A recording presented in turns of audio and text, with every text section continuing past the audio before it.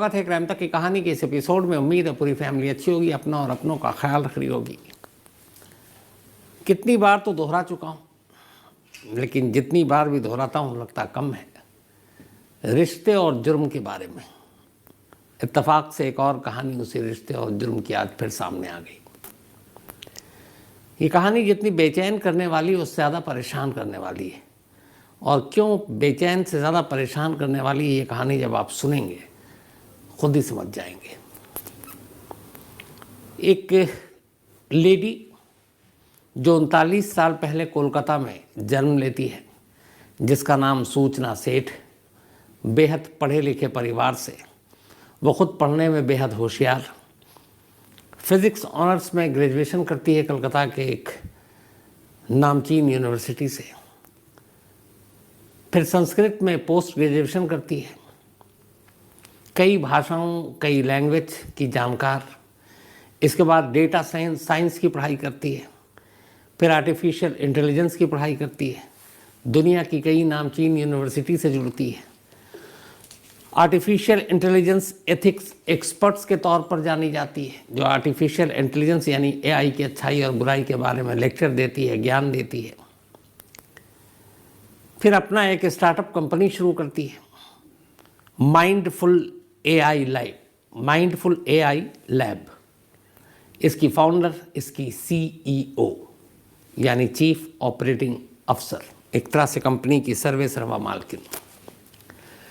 39 साल की सूचना, जो कोलकाता की रहने वाली सूचना सेठ, 6 जनवरी की बात है, अभी 3 दिन पुरानी। बेंगलुरु में ये रहती है, बेंगलुरु में कंपनी इसकी अपनी चलती है। 6 जनवरी को 4 साल के अपने बेटे के साथ ये बेंगलुरु एयरपोर्ट पहुंचती है। वहाँ से ये गोवा के लिए एक फ़्लाइट पकड़ती है। गोवा पहुँचती है, गोवा एयरपोर्ट से एक कैब लेती है और गोवा में इसने एक होटल की पहले से ही बुकिंग करा रखी थी। ये होटल जो है गोवा के कैंडोलिम इलाका जो है, उसी में एक सोल बनियान ग्रैंड होटल, वहाँ पे ये बुकिंग थी। एक रूम इसने बुक करा रखा था। 4 साल के अपने बेटे के साथ 6 जनवरी को चेक इन करती है। इसके बाद 6, 7 और 8, 6, 7 और 8 जनवरी अपने बेटे के साथ गोवा में इधर उधर घूमती है। वापसी शायद 9 की थी, लेकिन अचानक 8 तारीख की रात को, 8 जनवरी की रात करीब 10 बजे ये होटल के रिसेप्शन पे फ़ोन करती है और कहती है कि मुझे एक कैब चाहिए बेंगलुरु तक के लिए। जो होटल का ट्रैवल डेस्क है वो बताता है कि मैम कौन जाएगा, तो उसने कहा कि मुझे जाना है बेंगलुरु। तो कहता है कि बेंगलुरु कैब से करीब 550 किलोमीटर से ज़्यादा है गोवा से बेंगलुरु की दूरी। 10-12 घंटे आराम से इस सफ़र में लग जाएंगे। कैब महंगा भी पड़ेगा, उससे बेहतर है कि आप फ़्लाइट पकड़ लें, 1 घंटे में आप पहुंच जाएंगे। कहती नहीं, मुझे कैब से ही जाना है, आप पैसे की चिंता मत करो, आप मेरे लिए कैब बुक करो। ट्रैवल डेस्क वाले को क्या ऑब्जेक्शन हो सकता है। उसने एक लोकल जो ट्रैवल एजेंसी है उसके थ्रू एक कैब बुक कर दिया। रात करीब 1 बजे सूचना सेठ काउंटर पर पहुंचती है, चेकआउट करती है, जो भी बिल था पे करती है। हाथ में एक बड़ा सा बैग था, बैग लेकर बाहर निकलती है। सामने टैक्सी खड़ी थी, एक इनोवा कार, उसमें वो बैग रखती है। होटल के स्टाफ ही मदद करते हैं, उनको टिप देती है और टैक्सी अब बेंगलुरु के लिए रवाना हो जाती है गोवा से रात 1 बजे। तो बैग के साथ 550 किलोमीटर का सफ़र तय कर रही है एक माँ, जिसने अपने बेटे का कत्ल कर उसकी लाश को बैग में ही ठूंस दिया था। लाश को ठिकाने लगाने के पता नहीं और कितने मामले हैं। कुकू एफएम के ऑडियो बुक पर नीरज ग्रोवर किस तरीके से मुंबई के एक हीरोइन और 300 टुकड़े लाश के और फिर उसको ठिकाने लगाने की कहानी कुकू एफएम के ऑडियो बुक पर आप सुन सकते हैं। साथ ही तंदूर कांड, कैसे नैना हसानी को मारने के बाद तंदूर में सिर्फ बॉडी को डिस्ट्रॉय करने या कानून की नज़र से छुपाने के लिए जलाया गया था। तो ये दोनों कुकू एफएम के ऑडियो बुक पर है, नीरज ग्रोवर और तंदूर कांड। कहानी पूरी सुनिएगा, बीच में छोड़िएगा तो फिर आपको मज़ा नहीं आएगा। तो दोनों कहानियाँ आप ज़रूर सुनिए। 2023 का आपका कुकू एफएम एक्सपीरियंस कैसा रहा? आपका कितना मिनट स्क्रीन टाइम बचा? आपने अपना कितना कीमती समय बचाया? और सबसे खास बात यह है कि इससे कुकू एफएम पर आपकी सुनने की कितनी क्षमता है, ये सब आप कुकू एफएम पर अब देख सकते हैं। एक नया फीचर जो कुकू एफएम 2023 के आपके सारे अनुभव को दिखाएगा और बताएगा। तो कुकू एफएम देश का बेस्ट ऑडियो शो प्लेटफॉर्म है। 15 लाख से ज़्यादा इसके एक्टिव, किसी भी जुबान में सुन सकते। इस बार 50% डिस्काउंट पाएँ। दोस्तों, क्या आप माइक्रोसॉफ्ट एक्सेल में काम करते समय फॉर्मूला भूल जाते हो? असली प्रॉब्लम यह है कि आपको फॉर्मूला अच्छे से सिखाया ही नहीं। अब कायदे से इस टैक्सी को बेंगलुरु तक करीब 12 बजे तक पहुंचना था, दोपहर को 9 जनवरी को, यानी कि आज।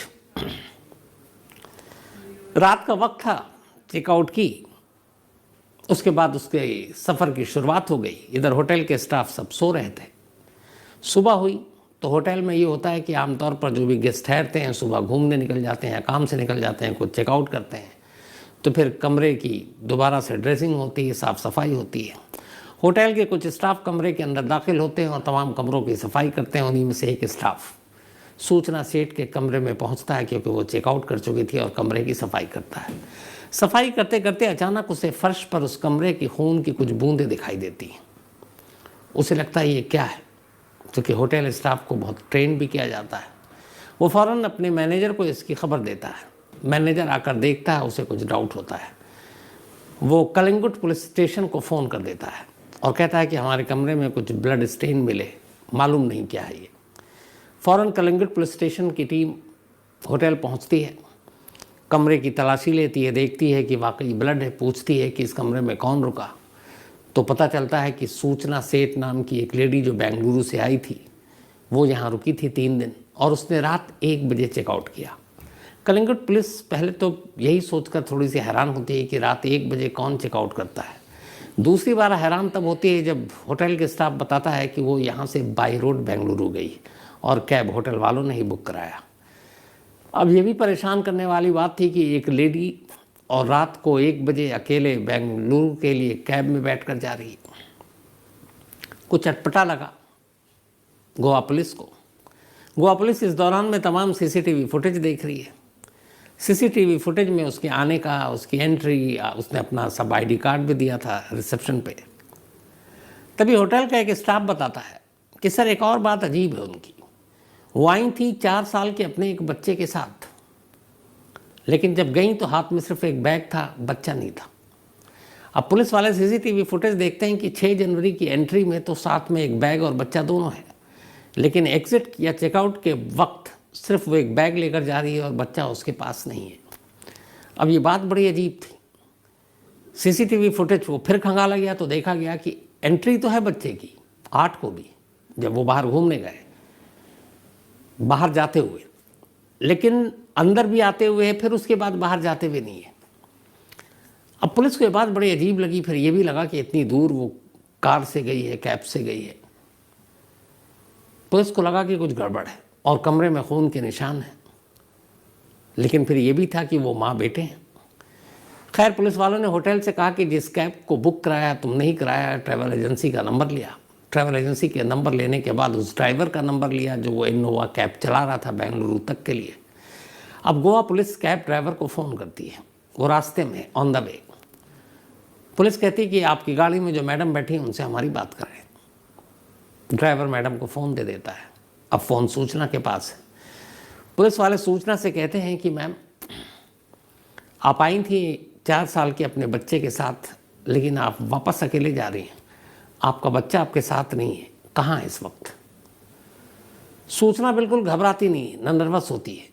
कहती वो गोवा में हमारे एक रिलेटिव हैं, उन्हीं के यहाँ छोड़कर जा रही हूँ, कुछ दिनों के बाद वो आ जाएगा। गोवा पुलिस कहती है वो कौन से रिलेटिव हैं, कहाँ रहते हैं? वो बेखौफ एक एड्रेस देती है, कहती इस एड्रेस पर मेरा बच्चा वहीं है। पुलिस एड्रेस नोट करती है और फिर लगता है गोवा पुलिस को कि शायद उनसे कुछ गलती हुई है, बच्चा वहीं रिलेटिव के पास होगा, खामोखा मैं इस लेडी को तंग कर रहा हूँ। पुलिस फ़ोन काटती है, लेकिन कहीं ना कहीं एक पुलिसिया सोच होती है। गोवा पुलिस एक पुलिस वाले को वो एड्रेस पकड़ाती है और कहती है जाओ ज़रा इस एड्रेस पर चेक करके आओ कि यहाँ पे सूचना सेठ का 4 साल का बच्चा है उसके किसी रिलेटिव के पास। वो पुलिस वाला उस पते पर पहुँचता है जो सूचना ने लिखाई, लेकिन उस इलाके में जाने के बाद जो नंबर और बाकी सारी चीज़ें हैं वो एक एक कर सारे घर तलाश लेता है, वो नंबर मिलता ही नहीं है जो हाउस नंबर था। बाद में पता चला कि ये फेक एड्रेस है, इस पते का कोई पता ही नहीं है इस इलाके में। अब ये बात वो अपने सीनियर को बताता है। सीनियर अफसरों को जब ये पता चलता है कि सूचना ने उन्हें एक फर्जी नंबर दिया, फर्जी पता दिया, तो उन्हें डाउट होता है। वो फ़ौरन फिर से कैब ड्राइवर को फ़ोन करते हैं। कैब अब भी चल रहा है, ड्राइवर गाड़ी को बेंगलुरु की तरफ भगा रहा है। दोबारा पुलिस वाले कैब ड्राइवर को फ़ोन करते हैं और धीमे से कहते हैं कि जो भी कह रहा हूँ उसको तसल्ली से सुनना। तुम इस वक्त कहाँ पहुँचे? तो बताता है कि मैं इस वक्त जो चित्रदुर्ग इलाका है एक कर्नाटक में, बोला मैं चित्रदुर्ग इलाके से गुजर रहा हूँ। उसने कहा कि मैडम को पता ना चले, तुम एक काम करना कि चित्रदुर्ग इलाके के पास आसपास जो भी पुलिस स्टेशन नज़दीकी दिखाई दे, या दिखाई ना दे तो कहीं पे चाय पीने के बहाने उतरो और किसी लोकल से पूछो कि यहाँ नज़दीकी पुलिस स्टेशन कहाँ पर है, और फ़ौरन गाड़ी को उस पुलिस स्टेशन में ले जाकर रोक देना और वहाँ जाकर जो भी थाने में मौजूद हो उस पुलिस वाले से इसी नंबर पर मेरी बात कराना जिस नंबर से मैं तुम्हें कॉल कर रहा हूँ। वो ड्राइवर भी गोवा का लोकल था, पुलिस और इन सब से उसका पाला पड़ता रहता था। वो समझ गया कुछ गड़बड़ है। उसने एक जगह चाय पीने के लिए गाड़ी रोकी और एक लोकल से पूछा कि आसपास में कोई पुलिस स्टेशन है क्या। उसने बताया कि एक पुलिस स्टेशन है जिसका नाम है आई मंगला पुलिस स्टेशन, ये चित्रदुर्ग में ही है। ड्राइवर ने उसका रास्ता पूछा, गाड़ी में बैठा, गाड़ी फिर से चल पड़ी और इस बार उसने गाड़ी को बड़ी तेज़ी से भगाते हुए उस आई मंगला पुलिस स्टेशन के अंदर घुसा दिया। सूचना को कुछ समझ में आता जो पीछे बैठी हुई थी कि ये पुलिस स्टेशन में गाड़ी क्यों ले जा रहा है। तब तक ड्राइवर नीचे उतरा, पुलिस वालों की तरफ भागा और तब तक वो फ़ोन भी मिला चुका गोवा पुलिस को और कहता साहब ये गोवा पुलिस के लोग हैं, आप इनसे बात कीजिए। गोवा पुलिस के लोग अब कर्नाटक पुलिस से बात करते हैं और कहते हैं कि देखिए एक केस है हमारे कलिंगुट पुलिस स्टेशन का, ये एक लेडी है और ये एक होटल से गई, उस होटल के कमरे में कुछ खून के निशान मिले हैं और इसका इस तरीके से जाना बहुत सारे शक और सवाल पैदा करता है। बस इतनी रिक्वेस्ट है कि आप इस लेडी और इसके पास जो बैग है इसकी तलाशी ले लीजिए। गोवा पुलिस की इस रिक्वेस्ट पर जो आई मंगला पुलिस स्टेशन में उस वक्त मौजूद पुलिस वाले थे वो फ़ौरन गाड़ी को के पास जाते हैं, सूचना को उतरने के लिए कहते हैं, लेडी कांस्टेबल से उसकी तलाशी लेते हैं और इस दौरान में गाड़ी में जो बैग रखा हुआ था डिग्गी में उसको नीचे उतारा जाता है। अब इस काली मंगला पुलिस स्टेशन के लोग उस बैग को खोलने के लिए कहते हैं। जो सूचना सेठ है वो घबरा जाती है, पर बैग खुलता है। बैग के ऊपर कुछ कपड़े रखे हुए थे, उन कपड़ों को जब हटाया गया तो पुलिस वालों के कदम भी पीछे हट गए। उस बैग के अंदर कपड़ों के नीचे ठूंस कर, हाथ पैर मोड़ कर एक छोटे से बच्चे की लाश पैक थी। पुलिस वाले देखते हुए उस लाश को बाहर निकालते हैं, देखते हैं जिंदा है कि नहीं, बच्चा कब का मर चुका था। गोवा पुलिस को फ़ौरन वो इतला देते हैं। गोवा पुलिस उनसे रिक्वेस्ट करती है कि देखिए ये हमारे थाने का मामला है, आप इस बच्चे की डेड बॉडी को जो वहाँ का सरकारी अस्पताल है वहाँ के मोर्चरी भेज दीजिए और इसका पोस्टमार्टम करवा दीजिए और इस सूचना सेठ को आप अपनी कस्टडी में रखिए, हमारी टीम पहुँच रही है, हम उसको लेकर आएंगे। आई मंगला पुलिस स्टेशन की टीम बच्चे की लाश को पोस्टमार्टम के लिए मोर्चरी भेज देती है और अब सूचना सेठ उनके कब्जे में थी। इस खबर के मिलते ही इधर गोवा पुलिस की एक टीम निकल चुकी थी। 200 किलोमीटर पहले था बेंगलुरु से ये इलाका, आई मंगला पुलिस स्टेशन, यानी 200 किलोमीटर के बाद शायद सूचना बेंगलुरु पहुंच जाती। कुछ घंटे लगे, गोवा पुलिस की टीम आई मंगला पुलिस स्टेशन पहुंची। वहाँ ऑलरेडी सूचना सेठ मौजूद थी। गोवा पुलिस उन्हें अपने कब्जे में लेती है, लोकल कोर्ट जाती है, उनसे ट्रांजिट रिमांड लेती है। ट्रांजिट रिमांड का मतलब होता है कि अगर आप किसी दूसरे ज्यूरिसडिक्शन में गए हैं, किसी दूसरे इलाके से अपने इलाके में किसी बंदी को जिसको आपको हिरासत चाहिए उसको ले जाने के लिए कोर्ट की इजाज़त चाहिए होती है। तो एक जगह से दूसरे जगह किसी को भी ले जाने के लिए ट्रांजिट रिमांड की ज़रूरत होती है। गोवा पुलिस ने दलील दी कोर्ट में और अदालत ने ट्रांजिट रिमांड की मंजूरी दे दी। इसके बाद अब गोवा पुलिस की टीम सूचना सेठ को वापस आई मंगला पुलिस स्टेशन से लेकर गोवा के अपने उस इलाके में पहुंचने के लिए चल पड़ती है जिस पुलिस स्टेशन में यानी कि कलिंगुट में ये मामला दर्ज था। रास्ते में कुछ पूछताछ होती है, बाकी गोवा पहुंचने के बाद सूचना से पूछताछ होती है। आधी कहानी वो रास्ते में बता चुकी थी, आधी कहानी वो गोवा पहुंचने के बाद बताती है। इधर इस दौरान गोवा पुलिस के मन में बहुत सारे सवाल थे। सवाल ये कि एक माँ अपने 4 साल के बेटे के साथ एक होटल में चेक इन करती है, लेकिन बेटे को छोड़कर अकेले वापस बेंगलुरु चले जाती है। उस होटल के कमरे से कुछ खून की बूंदें मिली, वो खून की बूंदें किसकी थी? अगर 4 साल के उस बच्चे का कत्ल हो चुका है तो फिर कातिल कौन है? एक माँ ने अगर अपने बेटे को मारा है तो उस बेटे को मारने की उस माँ की वजह क्या थी? ये सारे सवाल थे। अब सूचना सेठ सामने थी, सारे सवालों को सामने रखे गए। सूचना सेठ ने कहानी सुनानी शुरू की। गोवा पुलिस को सारे सवालों के जवाब मिल गए। पूरी कहानी कुछ यूँ थी। कोलकाता की रहने वाली सूचना सेठ, जैसा मैंने आपको शुरुआत में बताया, बेहद पढ़ी लिखी, इंटेलिजेंट, और कहते हैं कि ये आर्टिफिशियल इंटेलिजेंस एथिक एक्सपर्ट्स जो इंडिया में टॉप 100 है उसमें एक उसका नाम आता है, सूचना सेठ का। इसने अपनी स्टार्टअप कंपनी शुरू की थी जिसकी CEO थी। सब कुछ ठीक चल रहा था। चूँकि साइबर सिटी के तौर पर बेंगलुरु अपनी एक पहचान बना चुका है, तो अपने करियर के ग्रोथ के लिए बेंगलुरु पहुंच गई। उसी बेंगलुरु में इसकी मुलाकात एक नौजवान से होती है जिसका नाम वेंकट रमन है। वेंकट रमन केरल का रहने वाला, वो भी एक अच्छे और पढ़े लिखे परिवार से आता। दोनों में प्यार हुआ, वो बंगाल की, वो केरल का। मुलाकात बेंगलुरु में, फिर दोनों ने शादी करने का फैसला किया। 2010 में दोनों ने शादी कर ली। शादी के बाद सब कुछ ठीक, लगभग 9 साल बीत गए। 9 साल के बाद 2019 में वेंकट रमन और सूचना को एक बेटा पैदा हुआ। 2019 में बेटा पैदा होने के बाद भी सब कुछ ठीक, लगभग वो साल भर का हो चुका था। तभी 2020 आया, कोरोना आया। इस कोरोना के आने के साथ मियाँ बीवी के रिश्तों में कड़वाहट आ गई। कड़वाहट इतनी बढ़ी कि दोनों अलग अलग रहने लगे।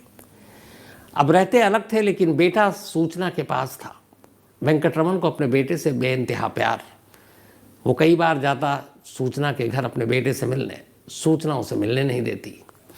इस दौरान में अब दोनों ने फिर ये तय किया कि तलाक लेंगे। कोर्ट में पहुंच गए। कोर्ट में तलाक का मुकदमा चलता रहा और इधर तमाम कोशिशों के बावजूद सूचना वेंकट रमन को उसके बेटे से मिलने नहीं देती। मुकदमा चला, करीब 2-3 साल बीत गए। 2023 का एंड जो अभी कुछ दिन पहले बीता, बेंगलुरु की एक सेशन कोर्ट ने अपना फैसला सुनाया। कानूनी तौर पर दोनों को तलाक दे दिया। लेकिन इस फैसले के साथ सेशन कोर्ट ने एक और फैसला सुनाया। उसने कहा कि महीने में 4 बार यानी हर संडे वेंकट रमन अपने बेटे से मिल सकता है और सूचना सेठ इस बाप बेटे की मुलाकात के बीच में रोड़ा नहीं बनेगी, वो उसे मिलने देगी। लेकिन बेटे की कस्टडी सूचना के पास ही रहेगी। वेंकट रमन भी बेटे की कस्टडी चाहता था, सूचना भी, लेकिन अमूमन देखा गया है कि माँ को ज़्यादा इसमें, आपको कहते हैं कि एक तरह से मौका दिया जाता है कि बेटा जो है वो माँ के पास ही रहेगा। तो कोर्ट का आदेश, हर संडे मुलाकात बाप बेटे की, ये बात सूचना को पसंद नहीं आई। कोर्ट का ये फैसला उसे कहीं से भी अच्छा नहीं लगा। उसे इन 3 सालों के दौरान अपने पति से इस कदर नफरत हो गई थी कि वो नहीं चाहती थी कि उसके पति को खुशी का एक पल भी मिले। और उसे मालूम था कि वेंकट रमन जितनी देर तक अपने बेटे के साथ रहता है, वो बेटे से जिस तरह से प्यार करता है, उस लम्हों में वो सबसे ज़्यादा खुश होता है। और उन लम्हों की वो खुशी सूचना को बिल्कुल गवारा नहीं था। वो नफ़रत में इस कदर अंधी हो चुकी थी कि बाप और बेटे का मिलन और उनकी मोहब्बत और उसके पति की ये खुशियाँ उसे बर्दाश्त नहीं थी। वो परेशान रहने लगी, लेकिन कोर्ट के फैसले के ख़िलाफ़ जा नहीं सकती थी। अब उसे लगा कि हर संडे वेंकट रमन अपने बेटे से मिलेगा और वो खुश होगा और वो दुखी होगी। तो क्या किया जाए ऐसा कि बाप और बेटे का मिलन ना हो। बहुत सोचा उसने। इसी दौरान 7 जनवरी को संडे आने वाला था और इस संडे बाप बेटे की मुलाकात होनी थी, लेकिन इत्तेफाक से काम के सिलसिले में वेंकटरमन को फॉरेन जाना पड़ा। वो विदेश चला गया। विदेश जाने की खबर सूचना के पास भी थी। सूचना को जब ये सूचना मिली कि उसका पति यहाँ नहीं है, तो उसने एक प्लान बनाया। 6 जनवरी को वो अपने बेटे को बेंगलुरु से गोवा लेकर आई। गोवा में उसने पहले से एक होटल बुक करा रखा था। 6, 7, 8 वो उसके साथ घूमती रही। इस दौरान में कई बार ऐसे लम्हे आए, चूँकि उसके बेटे की उम्र सिर्फ 4 साल बड़ा मासूम उम्र होता है, और इन मासूम उम्र या मासूमियत में किसी बच्चे को ये पता नहीं चलता कि माँ बाप के बीच के झगड़े को क्या कहते हैं, तलाक क्या चीज़ होती है, दोनों अलग कैसे रहते हैं। बच्चे का सिर्फ ये होता है कि उसे मम्मी भी चाहिए, उसे पापा भी चाहिए। तो कई बार वो बच्चा मम्मी के साथ पापा पापा भी कहता, और जितनी बार वो पापा कहता, सूचना ये बर्दाश्त नहीं कर पाती, क्योंकि वो अपने पति से इस कदर अब नफ़रत करने लगी थी, इस कदर वो नफ़रत में अंधी हो गई थी कि वो कुछ भी कर सकती थी। तो उसे लगा कि अपने पति की खुशियों को कैसे छीने। फिर उसे आइडिया आया, लेकिन जो आइडिया आया उसमें ये था कि पति की नफ़रत या पति की खुशियों को छीनने के लिए उसे अपनी ममता को ही कुर्बान करनी पड़ेगी। मैंने कहा था शुरू में, ये कहानी बेचैन करने से ज़्यादा परेशान करने वाली है। अपने पति को खुश न देखे, वो खुश न रहे, इसके लिए ज़रूरी था कि उसका बेटा न रहे, क्योंकि उसे मालूम था कि उसका पति उसके बेटे के साथ जब तक रहता सबसे ज़्यादा खुश रहता है। तो सिर्फ पति की खुशियों को छीनने के लिए उसने अपने ही हाथों अपनी ममता का गला घोंटने से भी परहेज नहीं किया।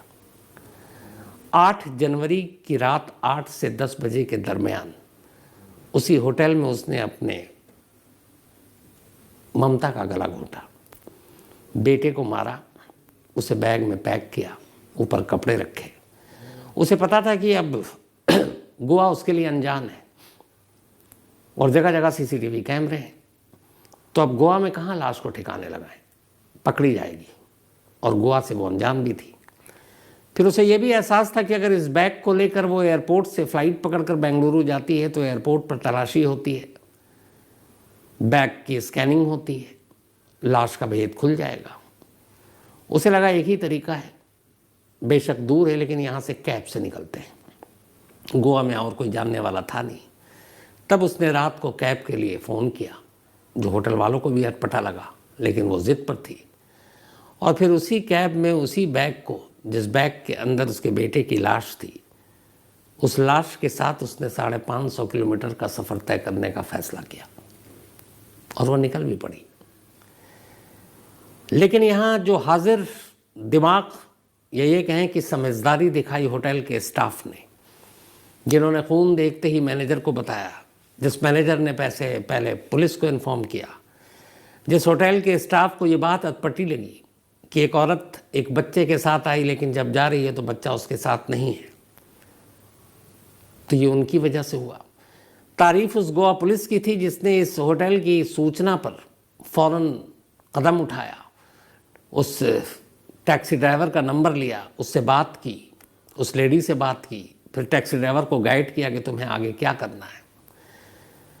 इस पूरे मामले में तारीफ का हकदार वो कैब ड्राइवर भी है, जिसने गोवा पुलिस की इन सारी बातों को ध्यान से सुना और उनके हिसाब से ही उसने सारा काम किया और फिर गाड़ी को पुलिस स्टेशन तक ले गया। इन सारे लोगों ने मिलकर अपना अपना फ़र्ज़ निभाया, और इस तरीके से जो सूचना सेठ है वो पकड़ी गई, उसे वापस लाया गया। पुलिस उससे पूछताछ कर रही है। हस्बैंड इस वक्त विदेश में है, खबर दे दी गई है, वो इंडिया के लिए निकल पड़े, शायद आज रात तक पहुंच भी जाए। उधर पोस्टमार्टम के लिए बाकी रिश्तेदारों को भी खबर दे दी गई है, वो भी शायद जो चित्रदुर्ग है वहाँ पहुँच जाए। केस लगभग सुलझ गया है। लेकिन इस कहानी का सबसे अफसोसनाक पहलू ये है कि अब तक ये सुना था कि मोहब्बत की इंतहा कुछ ऐसी होती है जिसमें आदमी अंधा होकर पता नहीं क्या क्या जुर्म कर बैठता है। नफ़रत की इंतहा इतनी कि एक पत्नी अपने पति को उससे सारी उसकी खुशियां छीनने के लिए अपने बेटे को भी कुर्बान करने से पीछे नहीं हटी। उसकी इस हरकत से ममता ही रुस्वा हुई है और नफरत की ऐसी इंतहा परेशान करने वाली है। तो ये थी वो अफसोसनाक